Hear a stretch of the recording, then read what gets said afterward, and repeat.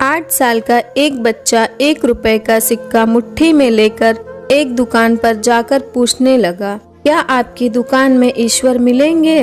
दुकानदार ने यह बात सुनकर सिक्का नीचे फेंक दिया और बच्चे को निकाल दिया। बच्चा पास की दुकान में जाकर 1 रुपए का सिक्का लेकर चुपचाप खड़ा रहा। ये लड़के, 1 रुपए में तुम क्या चाहते हो? मुझे ईश्वर चाहिए, आपकी दुकान में है। दूसरे दुकानदार ने भी भगा दिया, लेकिन अब उस अबोध बालक ने हार नहीं मानी। एक दुकान से दूसरी दुकान, दूसरी से तीसरी, ऐसा करते करते कुल 40 दुकानों में चक्कर काटने के बाद एक बूढ़े दुकानदार के पास पहुंचा। उस बूढ़े दुकानदार ने पूछा, तुम ईश्वर को क्यों खरीदना चाहते हो? क्या करोगे ईश्वर लेकर? पहली बार एक दुकानदार के मुंह से यह प्रश्न सुनकर बच्चे के चेहरे पर आशा की किरणें लहराईं। लगता है कि इसी दुकान पर ही ईश्वर मिलेंगे। बच्चे ने बड़े उत्साह से उत्तर दिया, इस दुनिया में माँ के अलावा मेरा कोई नहीं है। मेरी माँ दिन भर काम करके मेरे लिए खाना लाती है। मेरी माँ अब अस्पताल में है। अगर मेरी माँ मर गई तो मुझे कौन खिलाएगा? डॉक्टर ने कहा है कि अब सिर्फ ईश्वर ही तुम्हारी माँ को बचा सकते हैं। क्या आपकी दुकान में ईश्वर मिलेंगे?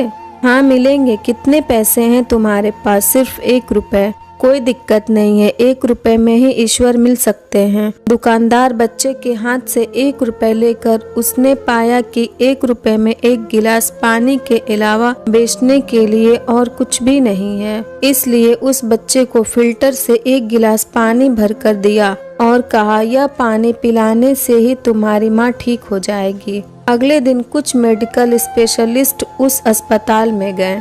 बच्चे की मां का ऑपरेशन हुआ और बहुत जल्द ही वह स्वस्थ हो उठी। डिस्चार्ज के कागज पर अस्पताल का बिल देखकर उस महिला के होश उड़ गए। डॉक्टर ने उन्हें आश्वासन देकर कहा, टेंशन की कोई बात नहीं है, एक वृद्ध सज्जन ने आपके सारे बिल चुका दिए हैं। साथ में एक चिट्ठी भी दी है। महिला चिट्ठी खोलकर पढ़ने लगी। उसमें लिखा था, मुझे धन्यवाद देने की कोई आवश्यकता नहीं है। आपको तो स्वयं ईश्वर ने ही बचाया है।